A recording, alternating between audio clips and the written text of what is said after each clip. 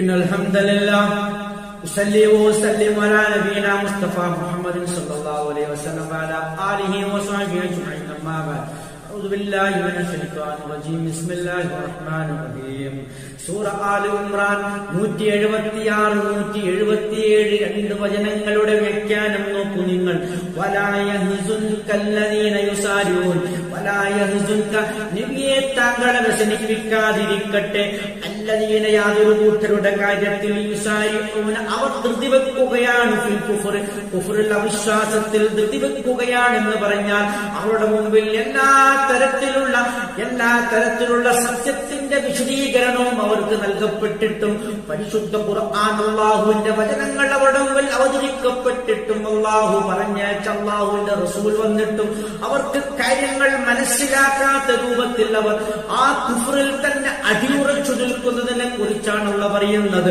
യുസാരിഊന ഫിൽ കുഫ്ർ അവർ ആ വിശ്വാസത്തിൽ ധൃതി കൂട്ടിക്കൊണ്ടിരിക്കുകയാണ്. എന്നഹും നിശ്ചയമായും അവർ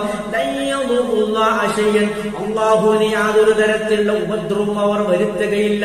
അവരുടെ ഈ കുഫ്റൻ വിശ്വാസം കൊണ്ട് അവിശ്വാസം കൊണ്ട് ശിർക്ക് കൊണ്ട് അല്ലാഹുവിനെ യാതൊരു ഉപദ്രവവും അവർ വരുത്തുകയില്ല. അവർ അവരുടെ സ്വന്തം ദേഹങ്ങൾക്ക് തന്നെയാണ് ഉപദ്രവം വരുത്തുന്നത് എന്നാണ് അല്ലാഹു ഇങ്ങനെ പറയുന്നത്.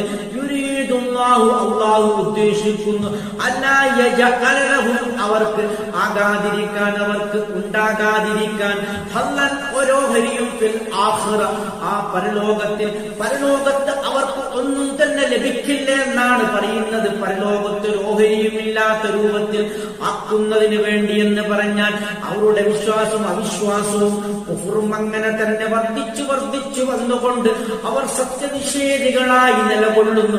അതിൽ തന്നെ അടിയുറച്ചു നിൽക്കുന്നു. അതിലേക്ക് ധൃതി കൂട്ടിക്കൊണ്ടിരിക്കുന്നത് മൂലം ആണ് അല്ലാഹു സുബ്ഹാനഹു വ തആല പറയുന്നത് അവർക്ക് പരലോകത്ത് യാതൊരു തരത്തിലുള്ള ഓഹരിയും അവർക്ക് ലഭിക്കുന്നതല്ല.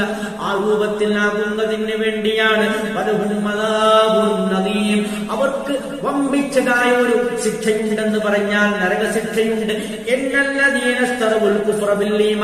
അവരാണെങ്കിലോ ഈമാനിന് പകരം അവിശ്വാസത്തെ അവർ വാങ്ങിയവരാകുന്നു. വിശ്വാസത്തിന് പകരം അവിശ്വാസം വിലക്ക് വാങ്ങിയവരാകുന്നു. അല്ലാഹുവിനെ യാതൊരു തരത്തിലുള്ള ഉപദ്രവവും അവർ ഉണ്ടാക്കില്ല എന്ന് വീണ്ടും ആവർത്തിക്കുകയാണ്. അവർക്ക് വേദനാജനകമായ ശിക്ഷയുണ്ട് എന്നാണ് ബോധ്യപ്പെടുത്തുന്നത്. നരകശിക്ഷയാണ് അവരുടെ മുമ്പിലുള്ളത്. അതുകൊണ്ട് ജാഗ്രത പാലിക്കണം എന്നാണ്. അൽഹംദുലില്ലാഹി.